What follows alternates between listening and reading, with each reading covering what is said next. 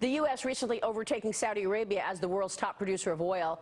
The U.S. overtaking the Saudis as the top producer of oil. How are we poised to export this commodity? I'm joined right now by a major investor in the oil business, Intervale Capital CEO Charles Cherington. Charles, good to have you on the program. Thanks so much for joining us.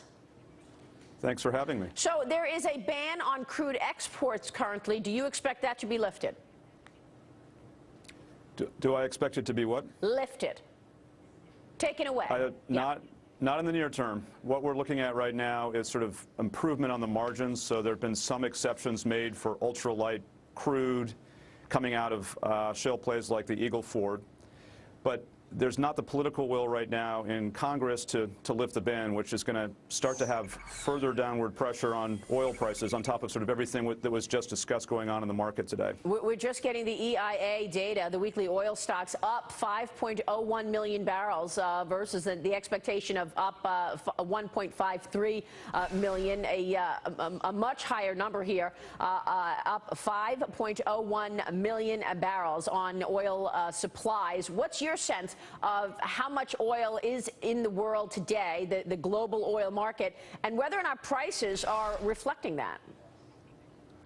There's a lot of new supply in the market. I mean, the U.S. continues to be the biggest story in the world. We've had 15% production increases in our oil supply, our oil output, for the last couple of years, which is just an enormous number. You've also got increased production from Iraq, although that's been a little sort of more balanced over the last 6 or 8 months, but they reached a record high in February over the last 35 years. Kurdistan is producing more oil. And so with these increases in supply, you've also got tepid demand, both in the U.S. and globally. Obviously, the European economy is not performing well. And the expected increases from China and India for oil demand just didn't materialize this year. So the market's a little bit out of balance, and we're just going to see a backup in prices similar to what we're seeing now. Prices may go down further. It's very hard to predict with precision, but the market is fundamentally oversupplied today. Well, it's interesting to look at oil prices right now at a new 18-month low, Charles, and it's an extraordinary story that the U.S. has overtaken the Saudis as the top producer. It is an incredible story, and what we hope, just going back to the export ban, is that that story isn't curbed by the fact that we're not allowed to export all of this great light sweet crude that we're producing now in the U.S. There's a lot of political opposition on the Democratic side of the Senate.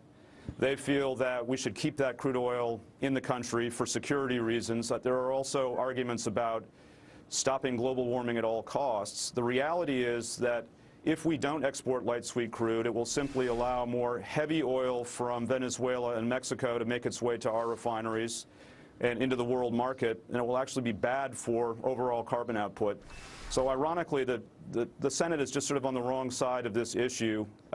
There's even pressure in the administration to lift the ban, but not enough to sort of lead to concerted action. So, that could really cause as much as 1.5 million barrels a day by 2020 to stay in the ground, to not be produced, and it could cost the U.S. a couple 100,000 jobs by 2020 as well. So it's a real issue that we hope to see resolved in the coming years. Wow, that is just extraordinary. And once again, we're seeing politics get in the way of really what we should be doing, which is a huge job creator. You're a major investor in this space. How do you make money on this story, Charles?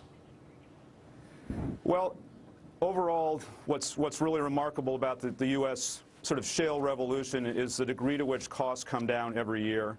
We've got an average well taking 15 days to drill today in a horizontal play. That was 30 days just a couple of years ago. So there's a relentless drive by oil companies to reduce costs, to make drilling more efficient, and every year we're seeing substantial jumps in technology. So even though the market has become softer, we're still in the money for most shale plays at today's prices, number one. Number two, you're going to see the cost of production continue to decline with technology innovation. So from our perspective, it's a great story. It's a long-term story. There are obviously going to be ebbs and flows in oil prices, but as long as that U.S. innovation continues, it'll be a great place to invest in coming years. All right, we will leave it there. Charles, good to have you on the program. Thanks so much. Thank you. Looks like you're sitting on a huge opportunity there. Charles Cherington joining us on oil and the energy implications of the U.S. Make sure to stay tuned to Fox Business all day. Joe Kent is sitting down for a one-on-one.